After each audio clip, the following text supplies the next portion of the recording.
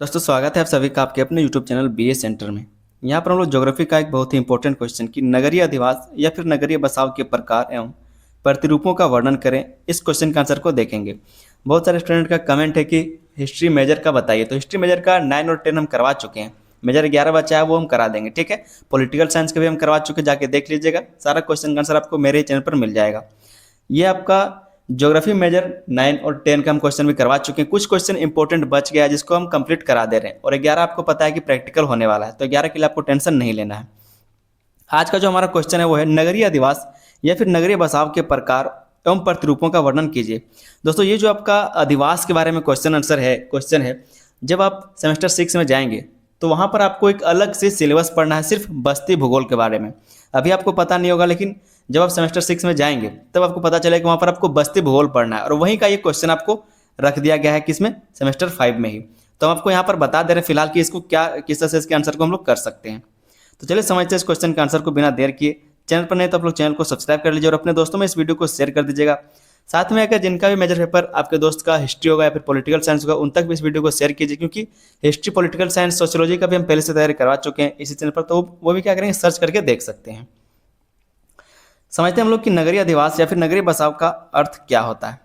कहा जा रहा है कि नगरीय अधिवास वह बस्ती है जहाँ जनसंख्या का घनत्व अधिक होता है, अधिकांश लोग गैर कृषि कार्यों में लगे होते हैं तथा शिक्षा, स्वास्थ्य, परिवहन, संचार, उद्योग, व्यापार और प्रशासन जैसी आधुनिक सुविधाएं उपलब्ध होती हैं। तो नगरीय अधिवास किसको कहेंगे, नगरीय बसाव किसको कहेंगे। नगर मतलब क्या, शहर। तो शहर में क्या है, जनसंख्या घनत्व ज़्यादा रहता है, शहर में ज़्यादा लोग रहते हैं, ठीक है। वहाँ पर जो शिक्षा वाले या फिर जो सेवा वाला, संचार वाला चीज़ होता है, सब वहीं पर आपको देखने को मिलेंगे। जो उद्योग है आपको वहीं पर देखने को मिलेंगे। अच्छे स्वास्थ्य जो हॉस्पिटल होते हैं वो आपको शहर में देखने को मिलेंगे। परिवहन सब कुछ अच्छा कहाँ पर मिलेगा, शहर में देखने को मिलेगा। तो ये सारी चीज़ें जहाँ पर पाया जाता है उसी को नगरीय अधिवास या फिर नगरीय बसाव कहा जाता है। नगर किसी क्षेत्र के आर्थिक, सामाजिक और सांस्कृतिक विकास के प्रमुख केंद्र होते हैं। नगर क्या होते हैं, जैसे कि आप किसी भी क्षेत्र में रहते हैं तो आपका एक नगर होगा। जैसे मान लीजिए गिरिडीह, तो गिरिडीह पूरा का पूरा जो है, हर जगह शहर तो नहीं है, छोटा सा एक शहर बसा हुआ है। और आगे जो आप आगे थोड़ा सा 10 किलोमीटर आगे चले जाएंगे, 10 किलोमीटर पीछे चले जाइए, तो वहाँ पर आपको छोटा छोटा बस्ती देखने को मिलता है। तो वो क्या है, ग्रामीण अधिवास है। जबकि जो आपका शहर वाला मेन बाजार है उसको बोलते हैं नगरीय अधिवास, ठीक है। तो सारे जो मेन चीज़ है, जो आपको सेवा वाला क्षेत्र जैसे डीसी ऑफिस वगैरह जितना भी आपको देखने को मिलेंगे, सब कुछ कहाँ पर, मेन आपके नगर में देखने को मिलते हैं। आगे दोस्तों यहाँ पर हम देखेंगे कि नगरीय अधिवास या फिर नगरीय बसाव का प्रकार, नगरीय बसाव के प्रकार को यहाँ पर हम लोग देखेंगे। पहला जो प्रकार है वो है प्रशासनिक नगर। ये क्वेश्चन रिपीटेड है, पूछा जा चुका है, इसलिए हम करवा दे रहे हैं। और ये प्रकार जो है आप सारे याद रखेंगे, क्योंकि प्रकार ही पूछा जाता है। नगरीय बसाव के प्रकार और ग्रामीण बसाव के प्रकार पूछे जाते हैं। पहला जो इसके प्रकार है वो है प्रशासनिक नगर। वे नगर जहाँ शासन और प्रशासन का कार्य प्रमुख रूप से किया जाता है, प्रशासनिक नगर कहलाते हैं। वे नगर जहाँ पर शासन प्रशासन का कार्य प्रमुख रूप से किया जाता है, जैसे कि नई दिल्ली में। तो नई दिल्ली हमारा क्या है, हमारे देश का प्रशासनिक केंद्र है, वहीं से हमारा देश चलता है, ठीक है। तो ये क्या हो गया, एक प्रशासनिक केंद्र हो गया। तो ये क्या है, प्रशासनिक नगर, एक नगरीय अधिवास का एक प्रकार हो गया, ठीक है। ऐसे नगरों में राज्य या देश के महत्वपूर्ण सरकारी कार्यालयों, सचिवालय, न्यायालय तथा प्रशासनिक विभाग स्थित होते हैं। इन नगरों का विकास मुख्यतः प्रशासनिक गतिविधियों के कारण होता है। पर कहा जा रहा है कि ये जो नगर है इनका विकास मुख्यतः किसके कारण होता है, प्रशासनिक गतिविधियों के कारण होता है, क्योंकि वहाँ पर प्रशासनिक चीज़ें वहाँ पर होती हैं, प्रशासनिक गतिविधियाँ वहाँ पर चलती हैं। जैसे किसी भी राज्य, जैसे हमारा मान लीजिए रांची है, ठीक है। हमारा राजधानी कहाँ है, रांची है। तो रांची क्या है, हमारा प्रशासनिक केंद्र है। जो भी राज्य का सब बड़े बड़े फैसले लिए जाते हैं कहाँ से लिए जाते हैं, रांची से लिए जाते हैं। तो प्रशासनिक गतिविधियों के कारण रांची जो है डेवलप हुआ है, उसका विकास इस कारण से हुआ है, ठीक है। समझ में आ गया होगा। उदाहरण देख सकते हैं, जो आपका प्रशासनिक नगर है उसके, जैसे नई दिल्ली हो गई, रांची हो गया, पटना हो गया, ये सब क्या है, सब राजधानी है, ठीक है, जहाँ से राज्य का या फिर देश का प्रशासन चलाया जाता है। पहला प्रकार हो गया आपका नगरीय अधिवास का। दूसरा प्रकार जो है नगरीय अधिवास का वो है औद्योगिक नगर, जहाँ पर उद्योग देखने को आपको मिलते हैं, जैसे कि जमशेदपुर, बोकारो, ठीक है, ये सारे। तो जिन नगरों का विकास उद्योगों और कारखानों के कारण हुआ हो उन्हें औद्योगिक नगर कहा जाता है। यहाँ बड़ी संख्या में कारखाने स्थापित होते हैं, जिससे लोगों को रोजगार मिलता है और जनसंख्या तेजी से बढ़ती है। जहाँ पर रोजगार मिलेगा वहाँ पर स्कूल भी अच्छे होंगे, वहाँ पर हॉस्पिटल भी अच्छा होगा, जिससे वहाँ पर जनसंख्या क्या है, लगातार बढ़ती रहेगी।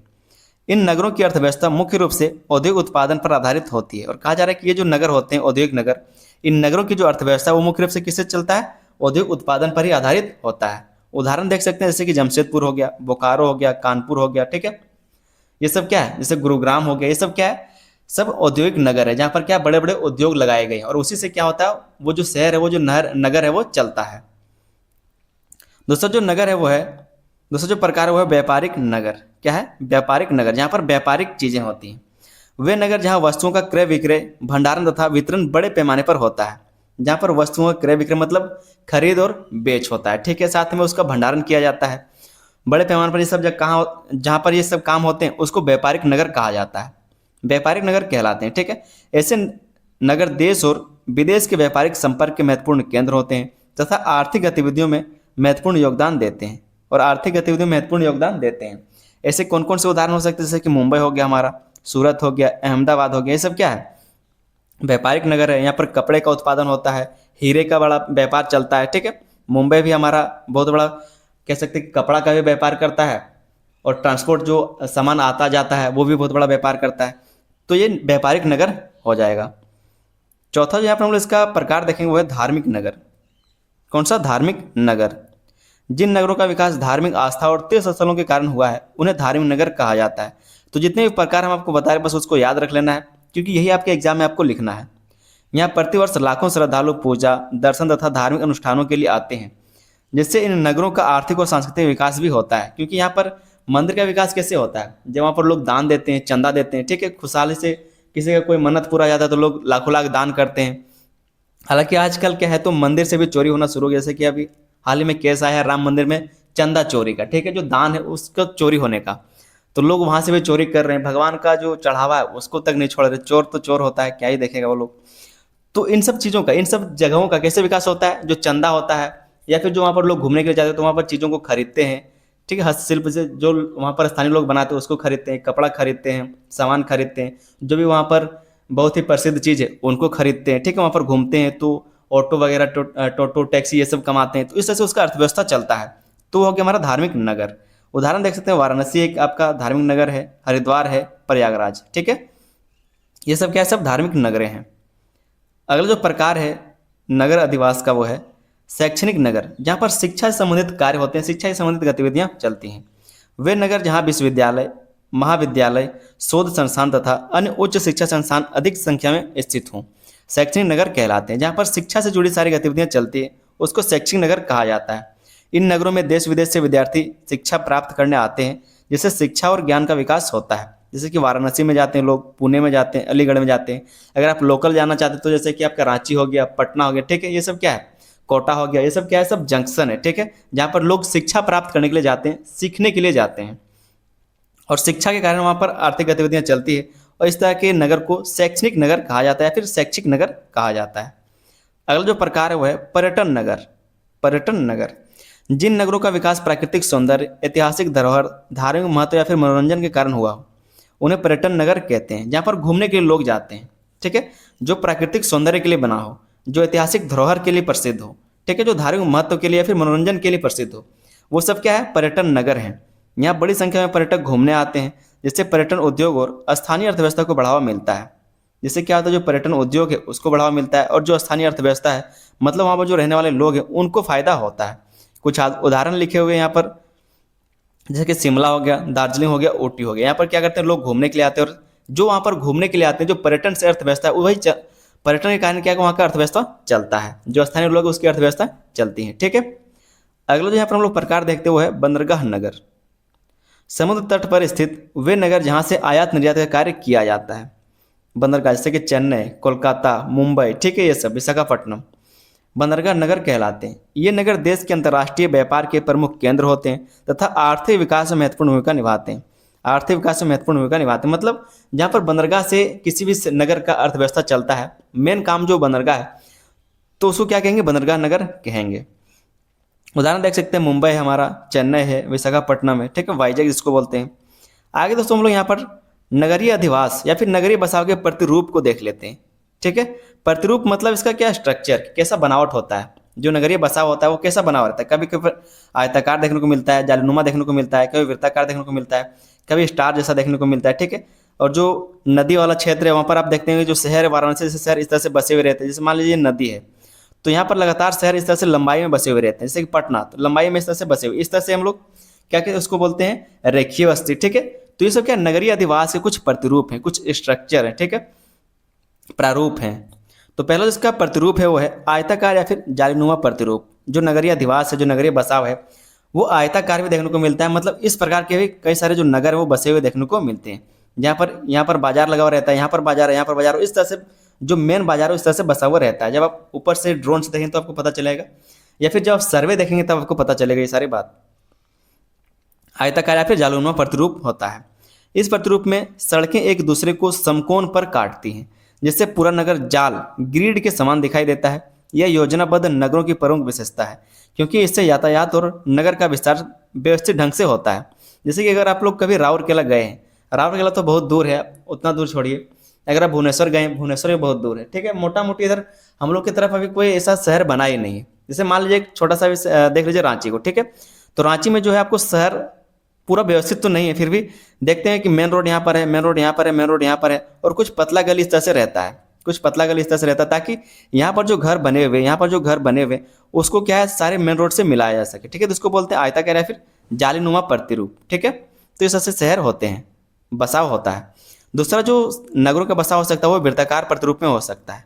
वृत्ताकार प्रतिरूप में, इस प्रतिरूप में नगर का मुख्य भाग केंद्र में स्थित होता है तथा उसके चारों ओर सड़कें और भवन वृत्त रूप में विकसित होते हैं।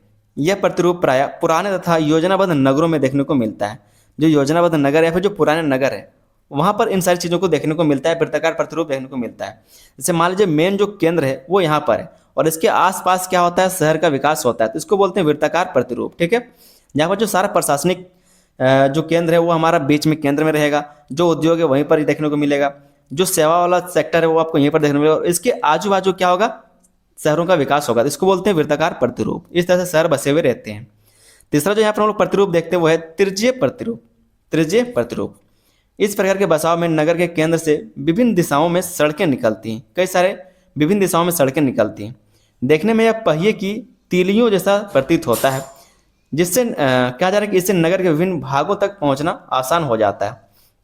जैसे अब हम आपको एक छोटा सा उदाहरण देते हैं गिरिडीह का। हालांकि गिरिडीह हमारा बहुत बड़ा शहर नहीं है, इसको इस तरह से हम लोग नहीं डिफाइन कर सकते, लेकिन फिर भी एक मोटा मोटी बात करें तो गिरिडीह इस तरह से बसा हुआ, एक रोड सीधा पचम्बा जाता है, एक रोड सीधा देवघर जाता है, एक रोड सीधा रांची जाता है, एक रोड सीधा धनबाद जाता है। तो इस तरह से जो आप देख पा रहे हैं हमारा शहर कैसा इस तरह से बसा हुआ है। तो इसको बोलते हैं त्रिज्यीय प्रतिरूप, जहां से हम लोग अलग अलग शहरों से जुड़ते हैं, ठीक है। अगला जो यहाँ पर हम लोग इसका प्रतिरूप देखते हुए रेखीय प्रतिरूप। रेखीय प्रतिरूप, जब नगर का विकास किसी नदी, समुद्र तट, सड़क, रेलमार्ग या फिर घाटे किनारे एक सीधी रेखा में होता है तब उसे रेखीय प्रतिरूप कहते हैं। जैसे मान लीजिए एक रेलमार्ग है, तो रेलमार्ग तो सीधा गया, तो शहर का बसाव कैसे होगा, इसी लाइन के सीधा होगा, ठीक है, इसी लाइन के सीधा होगा, या फिर इसी लाइन के सीधा इधर होगा। या फिर मान लीजिए कोई सड़क है, कोई समुद्र तट है, या फिर कोई नदी है, तो उसके सीधा में ही होगा, तो उसको बोलते हैं रेखीय प्रतिरूप। पढ़ते इसमें क्या कहा जा रहा है कि जब नगर का विकास किसी नदी, समुद्र तट, सड़क, रेलमार्ग या फिर घाटे के किनारे एक सीधी रेखा में होता है तब उसे रेखीय प्रतिरूप कहते हैं। इस प्रकार का विकास प्राकृतिक तथा परिवहन सुविधाओं के कारण होता है। अगला इसका प्रतिरूप या फिर प्रारूप है वो है अनियमित प्रतिरूप। अनियमित प्रतिरूप मतलब जैसे तैसे। इस प्रतिरूप में नगर का विकास बिना किसी योजना के होता है, सड़कें संकरी और टेढ़ी मेढ़ी होती हैं तथा भवनों का निर्माण भी अव्यवस्थित ढंग से होता है। यह प्रतिरूप प्रायः पुराने नगरों के भीतरी भागों में देखने को मिलता है, जैसे कि आपका लखनऊ। लखनऊ में क्या है, लखनऊ में पतली पतली गली है। वाराणसी में पतला पतला गली है, ठीक है, और बहुत ही संकरी संकरी गली, ठीक है, जो नियमित रूप से बनाए गए बहुत पुराने शहर हैं ये सब, जो बहुत ही पहले टाइम में बनाया गया था, इतना दिमाग उस टाइम में नहीं लगाया गया था, जिसके कारण ये शहर बहुत ही पतले गलियों से घिरा हुआ है। इसको बोलते हैं अनियमित प्रतिरूप। छठा जो हमारा है वो है तारा प्रतिरूप, स्टार की तरह, ठीक है। इस प्रतिरूप में नगर के केंद्र से कई मुख्य सड़कें अलग अलग दिशाओं में निकलती हैं। इन सड़कों के दोनों ओर बस्तियों का विस्तार होता है, जिससे पूरा नगर तारे की तरह, तारे के आकार जैसा दिखाई देता है। यह प्रतिरूप बड़े और तेजी से विकसित हो रहे नगरों में अधिक पाया जाता है, तो इसको हम लोग बोलते हैं तारा प्रतिरूप। तो बस आपको 6 के 6 याद रख लेने। अब हम लोग थोड़ा सा देख लेते हैं कि नगरीय बसाव को प्रभावित करने वाले प्रमुख कारक, क्योंकि ये क्वेश्चन भी आपसे पूछा गया है कि नगरीय बसाव को प्रभावित करने वाले प्रमुख कारक कौन कौन से हैं। तो आपको कुछ पॉइंट याद रख लेना। पहला आपका परिवहन की सुविधा, जहाँ पर परिवहन का सुविधा रहेगा उसी तरह से वहाँ पर नगरीय बसाव प्रभावित होगा। जहाँ सड़क, रेल, वायु तथा जल परिवहन की अच्छी व्यवस्था होती है वहाँ नगरों का विकास तेजी से होता है। तो ये सब क्या, सब नगरीय बसाव को प्रभावित करने वाले कारक हैं। अगर परिवहन व्यवस्था बेहतर रहेगा तो नगर का विकास भी बेहतर होगा। दूसरा उद्योग और व्यापार। उद्योग एवं व्यापार रोजगार के अवसर प्रदान करते हैं, जिससे नगरीय बसाव का विस्तार होता है। तो ये भी एक कारक है, उद्योग और व्यापार। तीसरा जो कारक है वो है जल की उपलब्धता। जैसा जल का सुविधा रहेगा वहाँ पर लोग बसेंगे। पीने के पानी तथा औद्योगिक उपयोग के लिए जल की उपलब्धता नगरों के विकास के लिए आवश्यक है। जहाँ पर बड़े बड़े नदी आप देखते होंगे कि जहाँ पर उद्योग लगाए गए उनके सामने उसके नज़दीक में कोई ना कोई बड़ी नदी जरूर होगी, ठीक है, जिसके कारण वहाँ पर उद्योग आसानी से लगाया जाता है ताकि उद्योग में पानी का उपयोग किया जा सके। तो जल की उपलब्धता होना चाहिए, तब जाकर के शहर बसते हैं, नगरीय जो बसाव है वो होता है। चौथा जो इसका कारक है वो है समतल भूमि। समतल भूमि पर भवन, सड़क तथा अन्य सुविधाओं का निर्माण सरल होता है। आप जब भारत का नक्शा देखते हैं तो वहाँ पर देखते हैं कि जो उत्तर का मैदान है, ठीक है, जो हमारा उत्तरी भारत का मैदान है, वहाँ पर ज़्यादा जनसंख्या लोग रहते हैं। क्यों? क्योंकि वहाँ पर ज़मीन जो है समतल है और वहाँ पर लोग अधिक रहना पसंद करते हैं, क्योंकि वहाँ पर इंफ्रास्ट्रक्चर डेवलप करना आसान होता है। जहाँ पर सब कुछ सुविधा मिलेगा, लोग वहीं पर रहना चाहते हैं, सुविधा वहीं पर है, इसके लिए लोग वहाँ पर ज़्यादा रहते हैं। पांचवा जो कारक है वो है प्रशासनिक एवं राजनीतिक महत्व। राजधानी तथा जिला मुख्यालय जैसे स्थानों पर प्रशासनिक कारणों से नगरों का विकास होता है। जहाँ पर प्रशासनिक कार्य हैं होते हैं, ठीक है, जो कह सकते हैं राजनीतिक गतिविधियाँ होती है, वहाँ पर लोग बसना पसंद करते हैं क्योंकि वहाँ पर सुविधाएं बेहतर होती हैं, ठीक है, जिसके कारण वहाँ पर नगरों का विकास तेजी से होता है। नगरीय अधिवास के कुछ महत्व को भी देख लीजिए आप लोग। नगरीय अधिवास के महत्व, पहला इसका महत्व है उद्योग, व्यापार और रोजगार के प्रमुख केंद्र होते हैं ये। यहाँ पर आपको उद्योग, व्यापार, रोजगार देखने को मिलता है।